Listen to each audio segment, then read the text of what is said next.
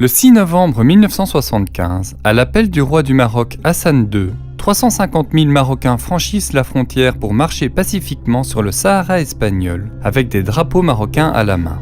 L'objectif est d'accélérer le départ de l'Espagne de sa colonie et de la contraindre à entamer des négociations sur l'avenir du territoire. Dans cette vidéo, retraçons sur carte les origines et l'évolution du conflit autour du Sahara occidental qui dure depuis près de 50 ans. Historiquement, le nord-ouest de l'Afrique est peuplé par des tribus berbères.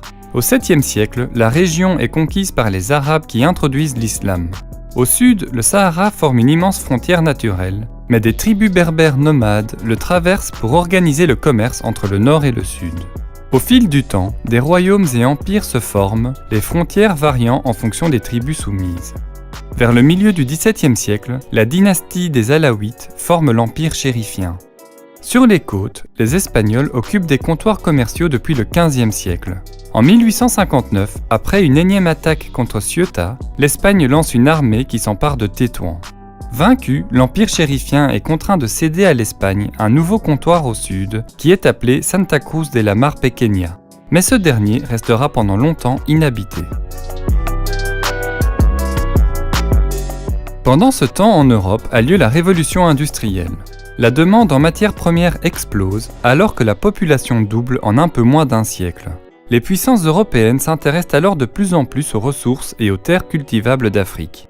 L'Espagne renforce sa présence sur les côtes en fondant de nouveaux comptoirs, principalement pour développer la pêche et détourner les routes commerciales des tribus nomades. La concurrence monte rapidement entre les puissances européennes qui se réunissent alors à Berlin pour réglementer la colonisation. Une puissance peut revendiquer un territoire à condition de l'occuper.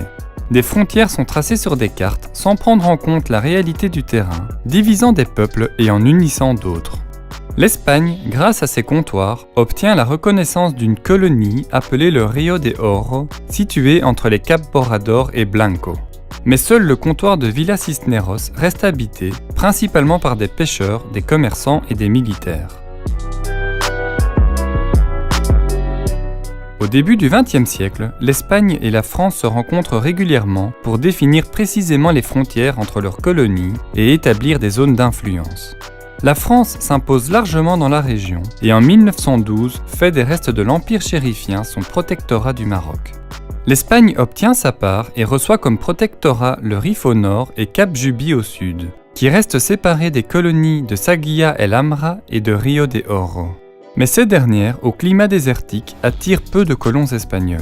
En 1938, après avoir découvert une importante nappe phréatique, la ville de El Aaiún est fondée. Du côté français, la frontière qui sépare le protectorat du Maroc à l'Algérie est régulièrement modifiée, intégrant d'anciens territoires chérifiens à l'Algérie. Il n'y a alors pas vraiment de contestation, car le territoire concerné est désertique et pratiquement inhabité. En 1939 se termine la guerre civile espagnole. Le général Franco instaure un régime dictatorial et l'Espagne se retrouve isolée à l'international. Le pays tente alors de renforcer son influence en créant l'Afrique occidentale espagnole, qui regroupe ses territoires du sud. Après la Seconde Guerre mondiale, des mouvements indépendantistes émergent un peu partout. En 1954 débute la guerre d'Algérie. La France est mise à mal et, craignant la propagation de la guerre, autorise l'indépendance du Maroc. L'Espagne reconnaît le nouveau pays et lui cède son protectorat du Nord. Mais le Maroc revendique aussi de récupérer les territoires de l'ancien empire chérifien pour former ce qu'il appelle le Grand Maroc. Au sud, les indépendantistes mauritaniens, qui luttent eux aussi contre les Français, veulent également intégrer les colonies espagnoles à leur futur État. Au Maroc, l'armée de libération qui n'est pas liée à l'armée du pays sort des frontières pour soutenir les mouvements indépendantistes au sud. En réaction, l'Espagne et la France lancent une grande contre-offensive commune sur terre et dans les airs et chassent les Marocains. L'Espagne accepte ensuite de céder Cap Juby au Maroc en échange de la fin des hostilités, alors que les colonies du sud sont réunies pour former le Sahara espagnol.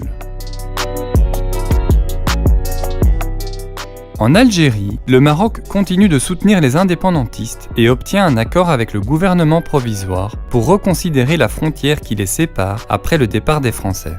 Le 5 juillet 1962, l'Algérie proclame son indépendance, mais le nouveau pouvoir ignore l'accord et refuse de céder du territoire. d'autant plus que du gaz et du pétrole ont récemment été découverts dans le Sahara. Le Maroc se sent trahi, la tension monte rapidement et une guerre éclate.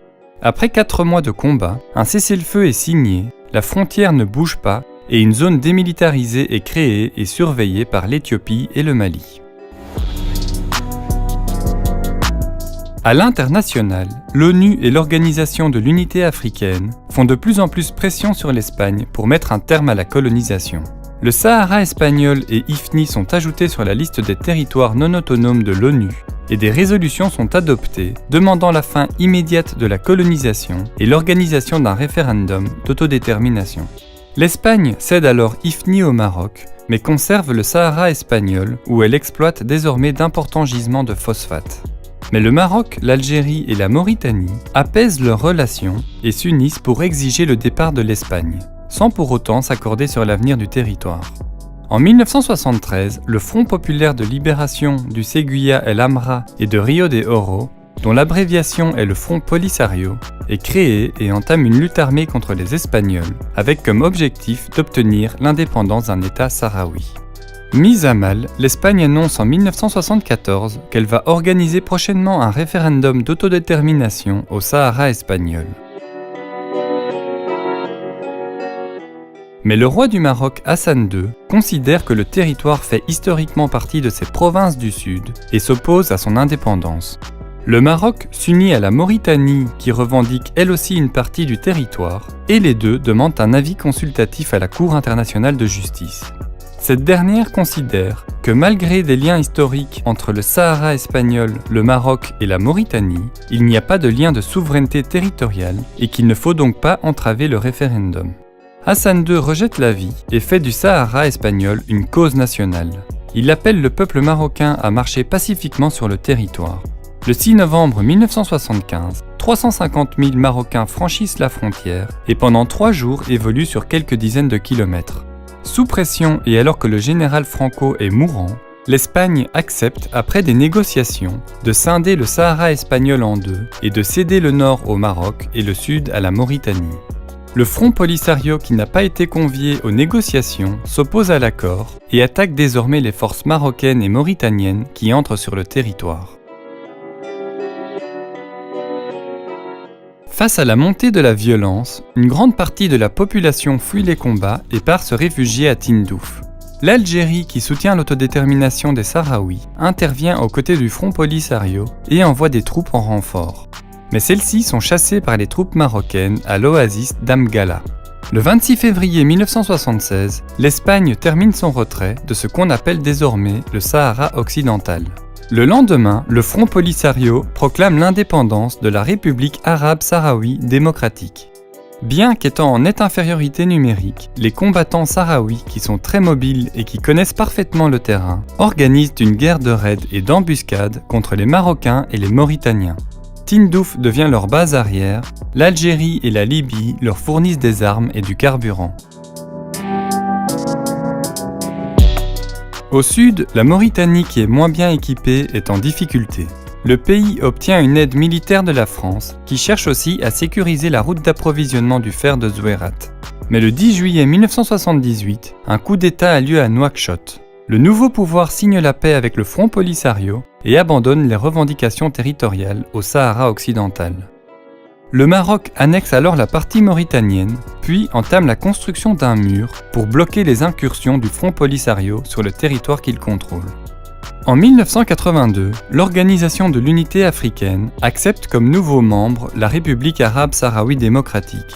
Furieux, le Maroc quitte l'organisation et se retrouve de plus en plus isolé diplomatiquement.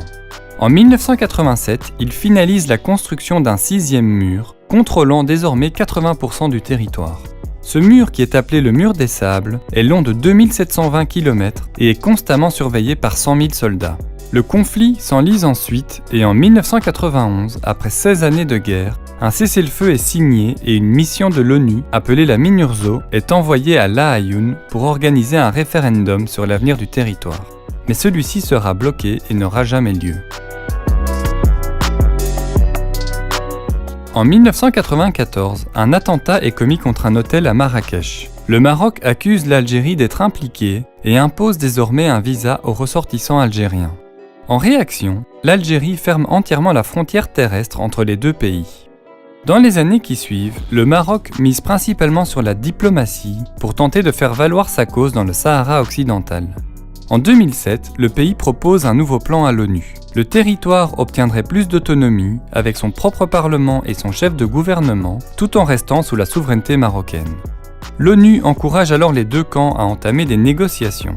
Les représentants du Maroc et du Front Polisario se rencontrent alors plusieurs fois aux États-Unis, mais les négociations échouent car chacun campe sur sa position.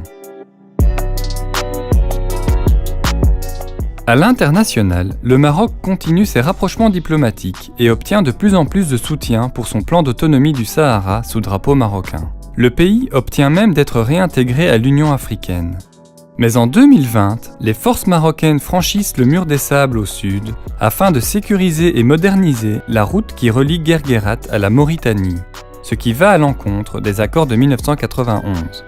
Le Front Polisario annonce alors la fin du cessez-le-feu et les combats reprennent. Au même moment, Donald Trump, quelques jours avant de quitter son poste de président des États-Unis, obtient la normalisation des relations entre le Maroc et Israël en échange de la reconnaissance par les États-Unis de la souveraineté marocaine sur le Sahara occidental. Fort de cette importante victoire diplomatique, le Maroc entame une politique plus agressive contre les soutiens du Front Polisario. En 2021, Brahim Ghali, le chef du Front Polisario, est admis en Espagne pour être hospitalisé du Covid-19. Le Maroc réagit en relâchant sa surveillance à la frontière avec Ceuta, laissant passer plus de 8000 migrants. Par ailleurs, le pays vise aussi l'Algérie, qui reste le principal soutien du Front Polisario, notamment en défendant à l'ONU l'autodétermination du peuple kabyle. L'Algérie rompt alors entièrement les relations diplomatiques, ferme son espace aérien aux avions marocains qui doivent désormais faire un énorme détour pour voyager vers l'Est, et enfin coupe la fourniture de gaz au Maroc. La tension monte encore d'un cran lorsque 3 camionneurs algériens qui revenaient de Mauritanie sont tués par une frappe attribuée au Maroc lors de leur passage dans le Sahara occidental. L'année suivante, l'invasion russe en Ukraine a pour conséquence de faire exploser les prix de l'énergie. L'Algérie, qui est un grand exportateur de gaz et de pétrole, en profite. Son économie est largement stimulée. Le pays annonce alors qu'il va doubler son budget militaire en 2023 pour atteindre près de 23 milliards de dollars. En parallèle de cette course à l'armement, le président du pays Abdelmadjid Tebboune déclare que les relations avec le Maroc ont atteint un point de non-retour. Aujourd'hui, la situation est bloquée au Sahara occidental. Le Maroc, qui contrôle 80% du territoire, continue de défendre son plan d'autonomie, qui est désormais soutenu par 59 pays dans le monde. En face, 38 pays reconnaissent la République arabe sahraouite démocratique, qui est toujours un membre de l'Union africaine. Mais le Maroc fait pression pour l'exclure de l'organisation. À l'ONU, le Sahara occidental est toujours inscrit sur la liste des territoires non autonomes, c'est-à-dire non décolonisés, alors que la MINURSO reste chargée d'organiser un référendum d'autodétermination. Enfin, environ 173 000 réfugiés sahraouis vivent encore aujourd'hui dans des camps près de Tindouf.